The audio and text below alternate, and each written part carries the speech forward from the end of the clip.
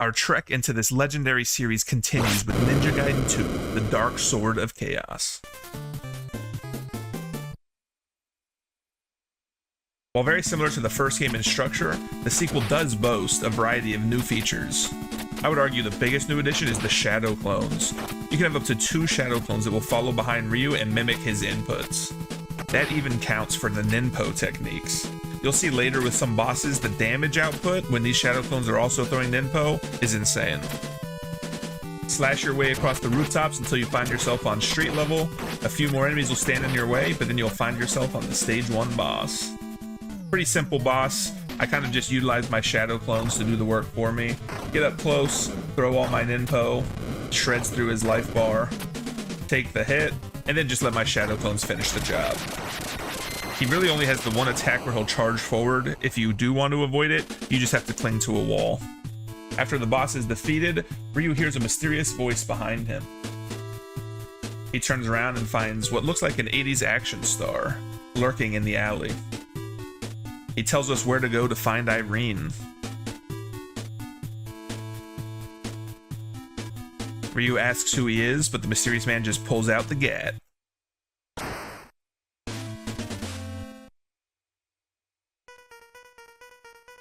This time it was a fake out. He was watching our back. Maybe this guy can be trusted after all.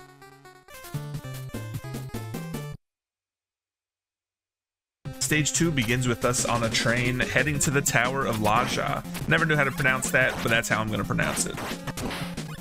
The moving stages always look so beautiful in these games, but this stage also brings with it the return of the birds. An infamous enemy that I'm not surprised came back. Here's another example of the clones using Ninpo. Even the windmill shuriken, you throw it, and there's gonna be 3 shurikens flying around. It's pretty devastating. Cover enough distance on the train and you'll find yourself scaling the mountain.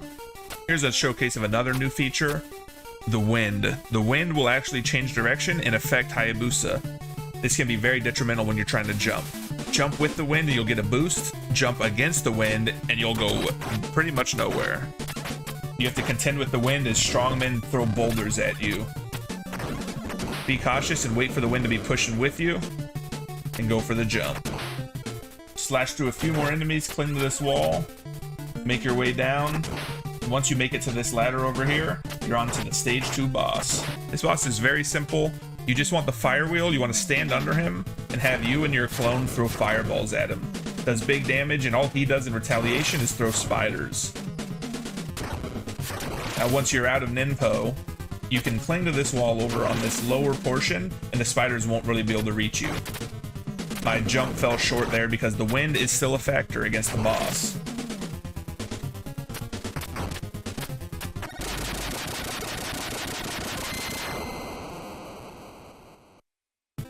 The spider-throwing ne'er-do-well reveals that he works for someone called Ashtar, the Emperor of Darkness. Before succumbing to his injuries, he gives us an ominous warning that Ryu's life will soon end.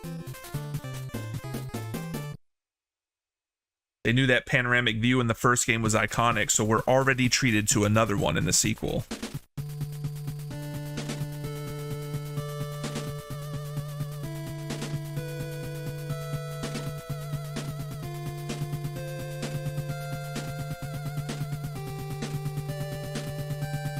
Temple of Laja's in our sights. And with the temple in our sights, we begin to make our way over. It won't be easy though, as we have a new environmental hazard to deal with. Absolute darkness, only illuminated for a few seconds at a time by lightning. Be patient and very deliberate with your steps, otherwise you might end up falling in the water. You can only be so patient though, because you're gonna have fire elementals trying to spawn up next to you, and slime shooting at you from a distance. This one slime in particular is quite the nuisance. Wait for the lightning, kind of get a gauge on the distance you're gonna have to jump, and slowly work your way across. You're gonna have one last onslaught before the very end, then wait for the lightning, make the jump, and once you see the wooden platform, you know you made it. You are now inside the castle, and the followers of Ashtar do not want to make it easy for you. One thing I forgot to mention, you don't need a ladder to climb walls. When you cling to walls in this game, you can actually climb any surface. Whereas in the first game, you had to jump from surface to surface. You couldn't just climb it. It's a very nice quality of life improvement for Ryu. Once you climb up this final area, we're almost to the boss. Does this guy look familiar to you? We'll learn more about that later. Here we are with the stage 3 boss. Now you definitely want the fire wheel that you throw upwards for this fight. You want to line up your shadow clones so all 3 of you hit him with the fireballs. That'll make the fight go much faster.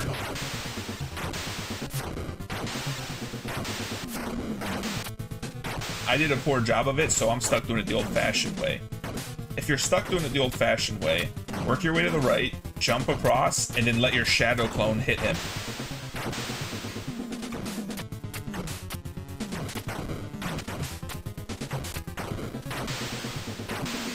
Just 1 hit remains and we get to move on.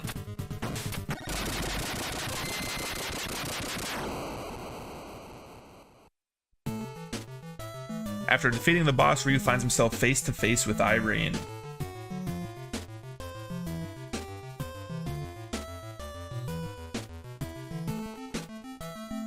What the? Ashtar appears. He used Irene as bait to lure in the Dragon Ninja. Ashtar takes advantage of Ryu's confusion and uses his Dark Sword of Chaos to blast him. It's looking bleak for Ryu. But before Ashtar can land the final blow, the mysterious man lights him up. He came to our aid. I guess we can trust him after all.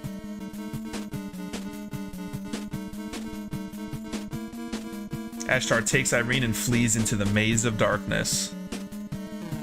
After Ashtar flees, Ryu and the mysterious man have a brief chat. He finally reveals his name is Robert, and he's with the Special Intelligence of the US Army. Looks like he's in for the long haul as he and Ryu resolve to take down Ashtar together. Stage 4 gets quite dangerous, as not only are we in an underground maze, there's a lot of fire hazards to deal with. The invincible fire wheel will help you here. Lets you freely run across this gap without too much worry. At this part, you're going to want to take your time and pick your moment. You can get knocked off the pillar extremely easily. You could get lucky and cling on to one of them, but I wouldn't bet on it.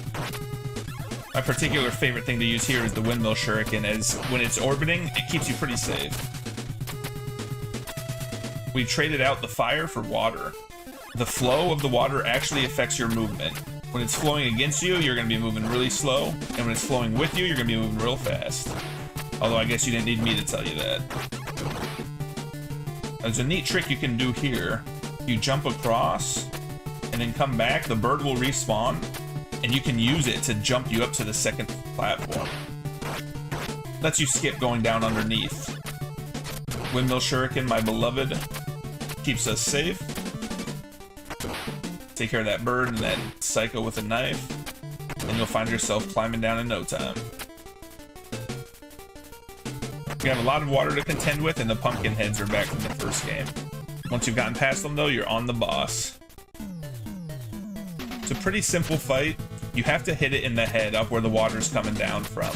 I just decided to use all my ninpo at the start. You want to get in a good rhythm where you can get a few hits and then run away from the claw. And just rinse and repeat until he's dead.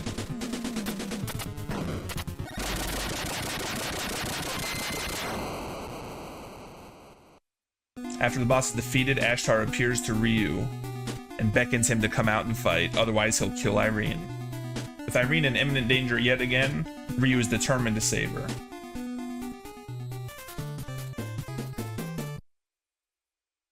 When stage 5 begins, you're still in the maze. Once you climb down this ladder, you're going to find yourself in a room full of spikes. Spikes are very dangerous, so you're going to want to be careful.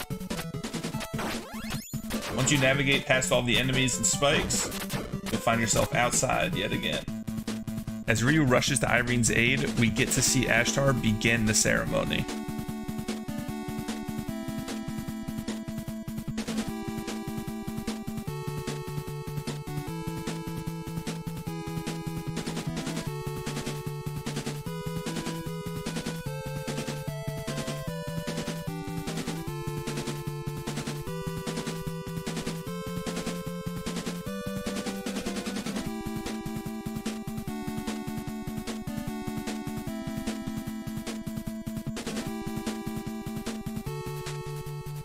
Now that we've escaped the maze, we find ourselves in a winter wonderland.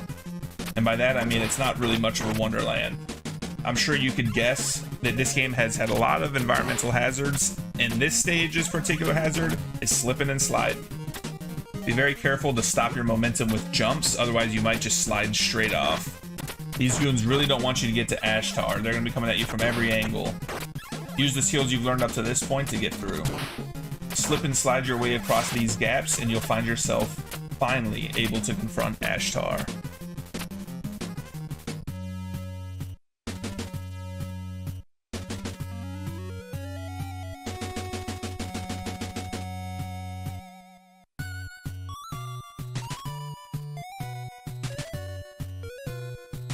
He claims he's going to give us Irene.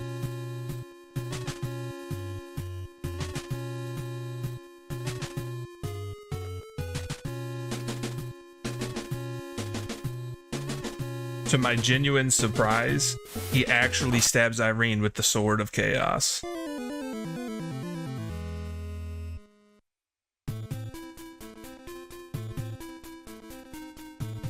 As she falls before Ryu, he begs her not to die.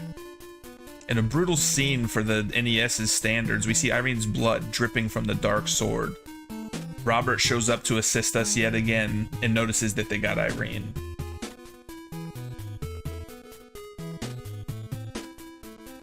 The distraction leaves Robert open to a blast from Ashtar's sword, which injures him. As Ashtar's dark sword powers up from the blood of Irene, so too does Ryu's dragon sword. With both swords powered up, this battle can finally begin.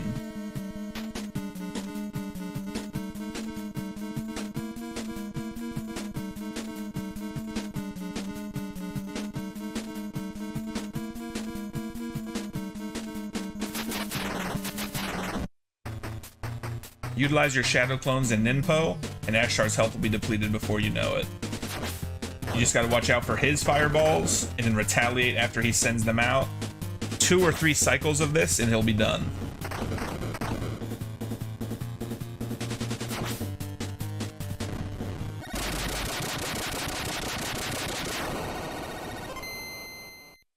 As Ashtar is dying, he claims that no one can stop the plans he has set in motion. He sends away the Dark Sword of Chaos to an unknown location.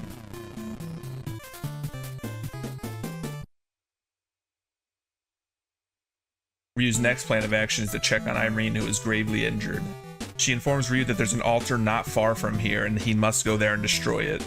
He doesn't want to leave Irene, but she convinces him that he must go. He leaves Irene's protection to Robert, who he now calls friend after all they've been through together.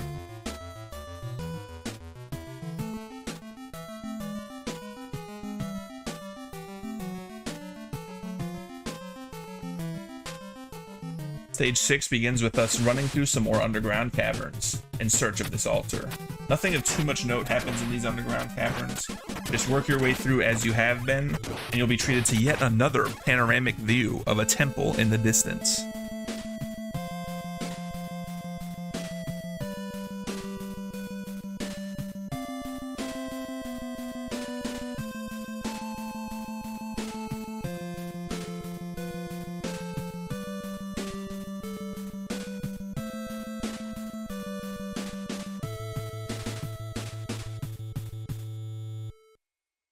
After we're riding a high of seeing another iconic Ninja Gaiden scene, we see Irene and Robert ambushed by a familiar face.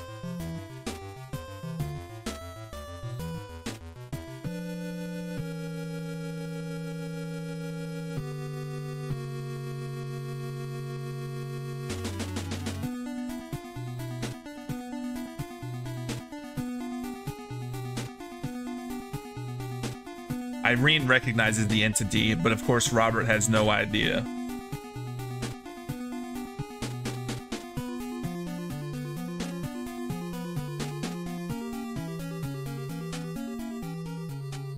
The path to the next boss is a straight shot, but absolutely perilous. You've got strongmen, you've got birds, you've got new dragon turrets. You gotta be very careful here.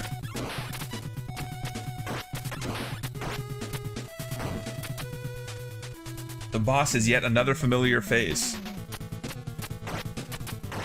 Jacquio's guard dogs. There is a trick you can do here with my beloved windmill shuriken. Find the guard dog that can't be damaged, and if you hit him with a windmill shuriken when he's on the left side of the screen, you actually ring him out. As you saw there, I just shoved him out the door. And then once there's only one dog left, follow him and hit him until he's dead.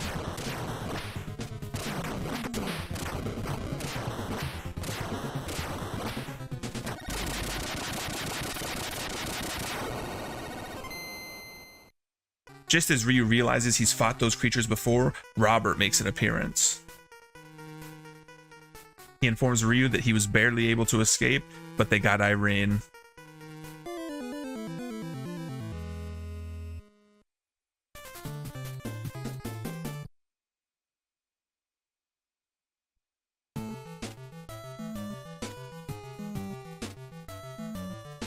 Robert reminds Ryu the importance of the mission.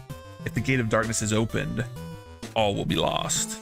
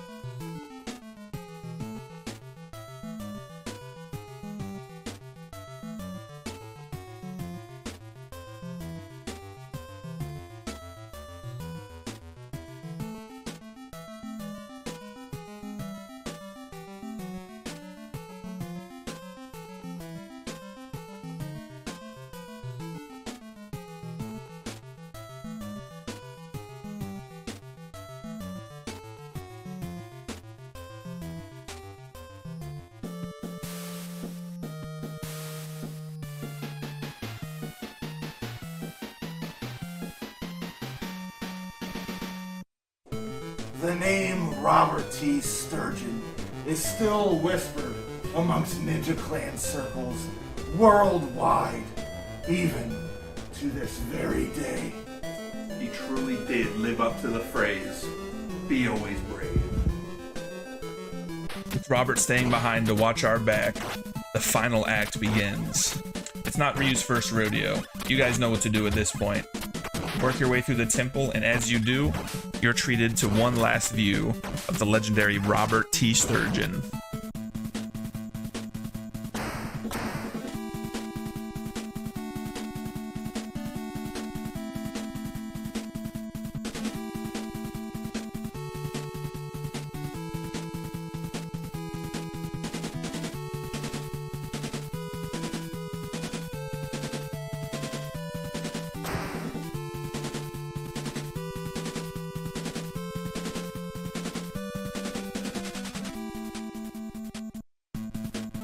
With Robert's last stand completed, Ryu's free to continue the mission. Now this will be the last time I mention how great the windmill shuriken is, but at this part when you're getting absolutely assaulted by turrets and guys with machetes, it's a blessing. The first game's spin slash was so good that you always wanted to use it, so windmill shuriken wasn't used as often. But in this game there is no spin slash, so the fire wheels and the windmill shuriken get more chance to shine. Remember when I said this guy looked familiar? It's Bloody Moth from the last game. So Jacquio's attack dogs are here, one of his followers is here. What could it possibly mean?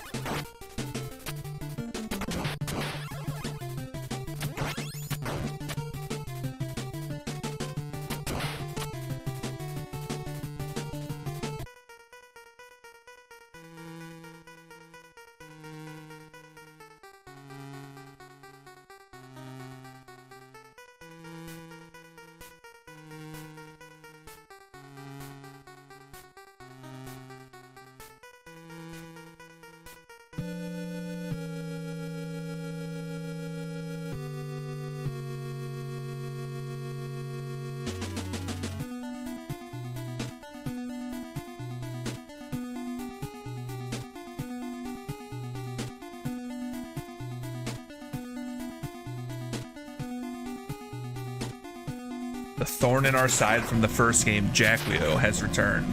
He explains that he was reborn through the power of evil.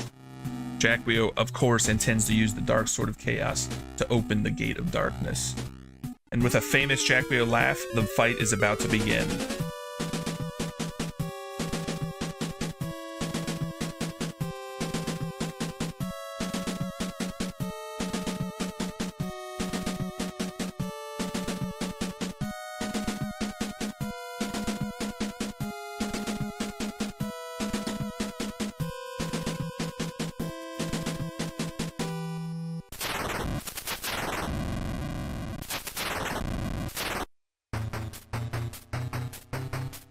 He's certainly more mobile in this game. Try to use all the Nimpo you can to destroy his health bar as fast as possible.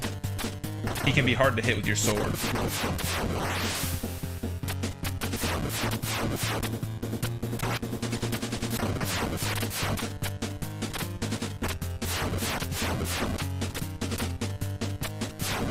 I started so strong, but I just can't land these last few hits.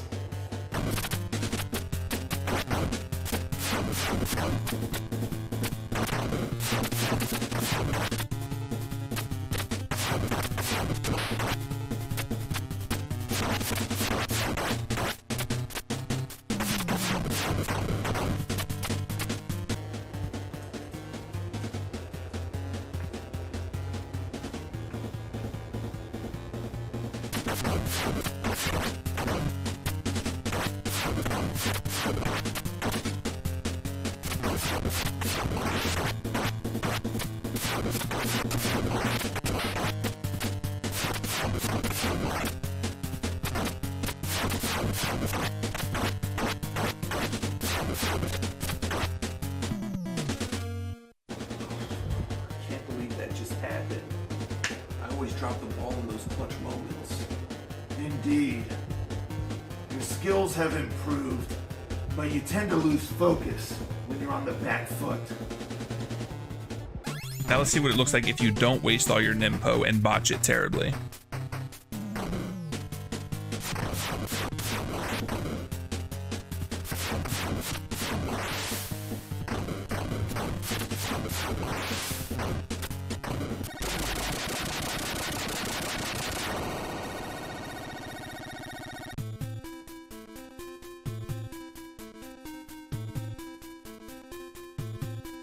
As Ryu and Irene are about to embrace, it seems Ryu got a little slash happy on Jacquio, and his blood is leaking heavily. Jacquio's blood reaches the sword and awakens it. Ryu and Irene are blasted with energy.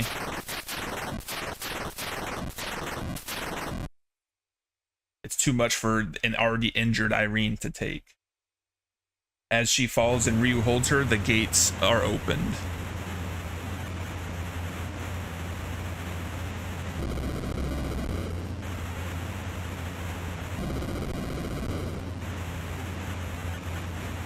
Jacquio seems to have been revived, but he's actually just being taken over by a new demon.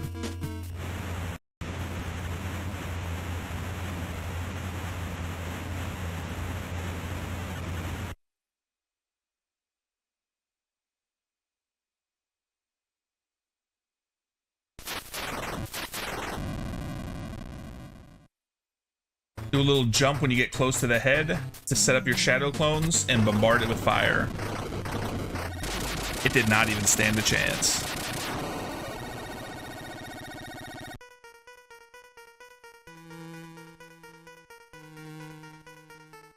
Of course, this is Ninja Gaiden, so that was only the second of 3 bosses.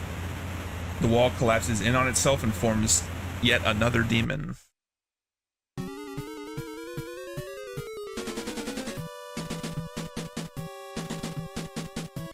With so much on the line, the Dragon Sword powers up yet again.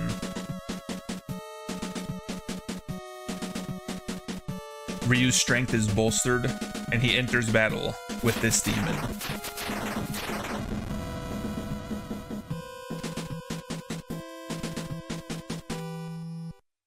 Much like the last game, you first must destroy the head. There's no tail to destroy this time, though. Watch out for the hands and the blasts out of its mouth. Once the head's done, it's just you, the heart, and the scrimps.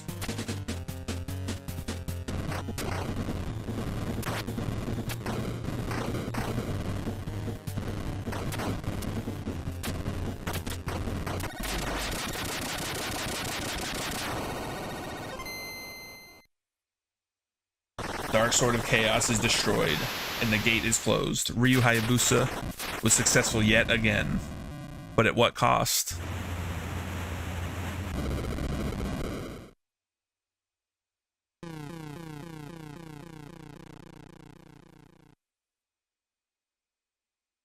Despair grips Ryu as Irene is lifeless in his arms. Just like the first game, with the threat conquered, the temple begins to collapse.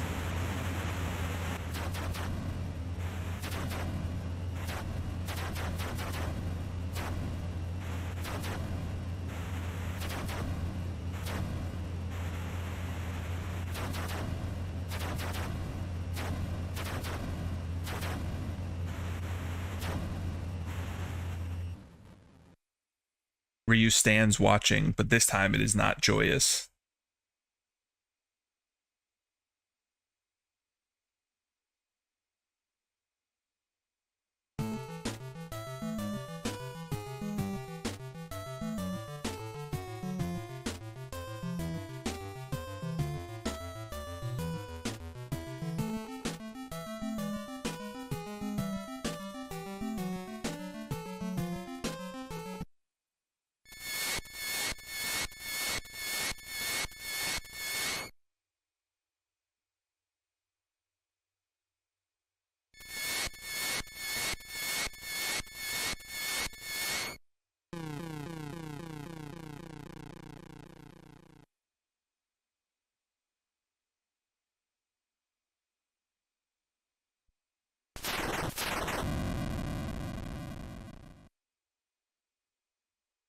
With Ryu uttering his catchphrase, "What the?"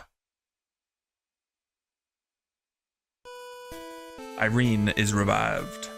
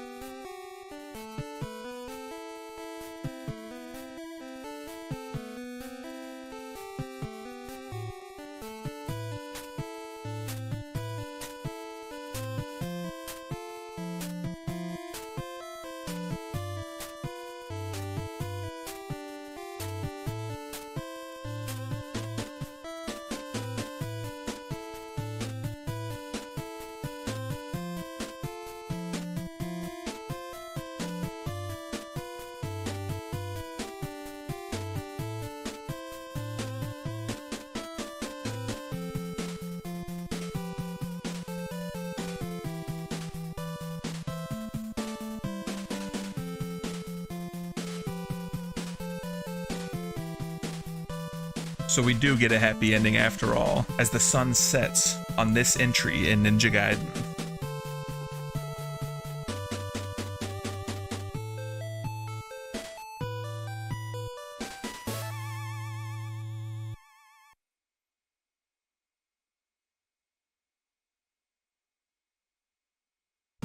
Another legendary entry in the franchise. Hopefully you guys are enjoying.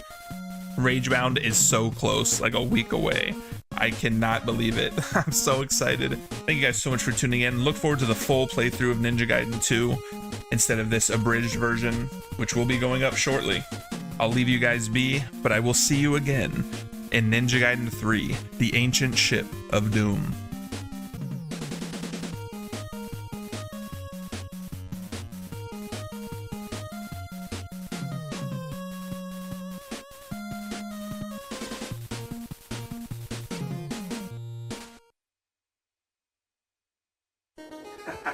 Man, I do love a cheesy ending.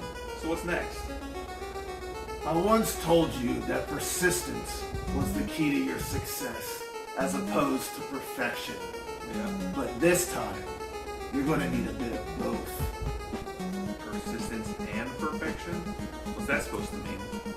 For this next challenge, persistence will only get you so far, as you only have 5 continues.